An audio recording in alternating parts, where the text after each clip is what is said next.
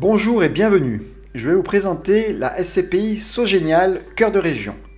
Dans cette vidéo, vous allez découvrir les caractéristiques principales de cette SCPI, des exemples précis de son parc immobilier, les points forts et les points faibles de cette SCPI, et enfin, en fin de vidéo, je vais vous donner mon avis en qualité de gestionnaire de patrimoine. Et je vous indique si j'investis ou pas dans cette SCPI. Sogénial a été créé en 1981. Au départ, son cœur de métier était le conseil en investissement immobilier. Elle était spécialisée dans la transaction sur immeubles et fonds de commerce ainsi que l'administration de biens. La société Sogénial a muté en société de gestion de portefeuille en 2012. Aujourd'hui, elle compte 40 collaborateurs qui travaillent dans tous les domaines, de l'expertise immobilière à l'asset management, le marketing, la communication, le juridique, la conformité. La société Sogénial gère aujourd'hui 900 millions d'euros d'encours. La SCPI Cœur de Région, quant à elle, a été créée en 2018.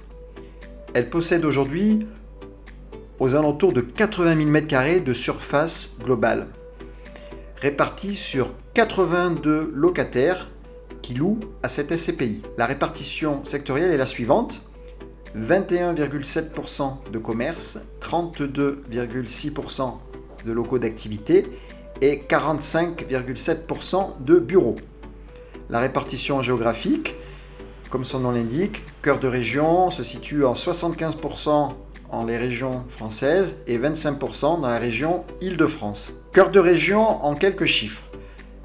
Alors, la capitalisation totale aujourd'hui est proche des 200 millions d'euros, avec un peu plus de 4000 associés, 48 immeubles pour 82 locataires, comme nous avons vu tout à l'heure, un taux d'occupation financier de plus de 96%, ainsi qu'un taux d'occupation physique de plus de 97%. Les frais de gestion de cette SCPI sont de 12%. Le taux de distribution l'année dernière a été de 6,40%, le plaçant dans le top 5 des SCPI. Le prix de la part est aujourd'hui de 659 €, avec un minimum de 10 parts pour la première souscription. La valorisation s'est faite sur l'année 2022 de 1,62%. Le délai de jouissance aujourd'hui est au premier jour du 4e mois et les frais de souscription sont de 12%. Alors nous allons voir des exemples de locataires de cette SCPI Cœur de Région. Donc par exemple à Péronne, nous avons une antenne du Pôle emploi. Nous avons un acte en main à 7,43%. À Tarbes, nous allons retrouver une antenne aussi de la Banque de France avec un acte en main à 6,5%. L'une des forces de Cœur de Région, c'est d'avoir aussi des institutionnels dans ses locataires, ce qui pérennise l'activité. L'entreprise Sephora va être installée à la Valette-sur-Var.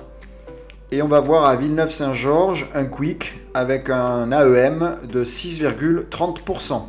Nous allons voir l'évolution de la part et de la distribution de la SCPI Cœur de Région.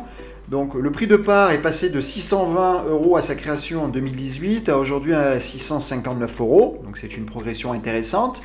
Et on voit surtout que le pourcentage de distribution s'est maintenu et a même augmenté, passant de 6,27 à 6,40%. La distribution en euros, bien sûr, est proportionnelle au prix de la part. Des éléments que j'aime bien analyser pour choisir les SCPI, ce sont le taux d'occupation financier, qui veut dire quel est le pourcentage du financier que la SCPI pourrait avoir en louant tout son parc immobilier et qu'est-ce qu'elle en retire aujourd'hui comme revenu. Donc aujourd'hui, sur le taux d'occupation financier, il est excellent, on est à 96,30%. Et ensuite, le taux d'occupation physique, c'est la même chose, par contre c'est ramené au mètre carré. Donc on voit qu'on a quasiment 98% des espaces physiques qui sont utilisés et seulement 2% du parc de la SCPI est en recherche de locataires. Le report à nouveau lors de la dernière clôture comptable est à peu près de 24,6% des revenus distribués aux associés, soit sur cette SCPI 90 jours de réserve de distribution. Cela veut dire que si tous les locataires ne payent pas leur loyer pendant 90 jours, la SCPI pourra quand même distribuer son rendement. Si cette vidéo sur la SCPI vous intéresse et que vous souhaitez aller plus loin, n'hésitez pas à commander le livre que j'ai écrit sur le sujet et je vous laisse le lien dans la description. Alors concernant le démembrement sur Cœur de Région, vous savez que le démembrement de SCPI est un bon moyen de se préparer une épargne dans le futur pour avoir des revenus complémentaires déportés.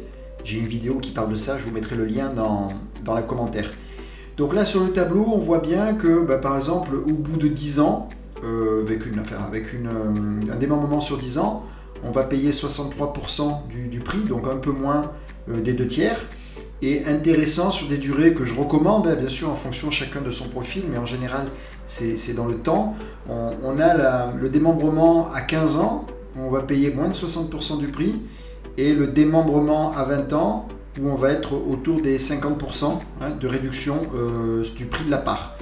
Donc ça veut dire que vous avez d'autant plus de parts que vous pouvez acheter en démembrement, plutôt que de les acheter en cash.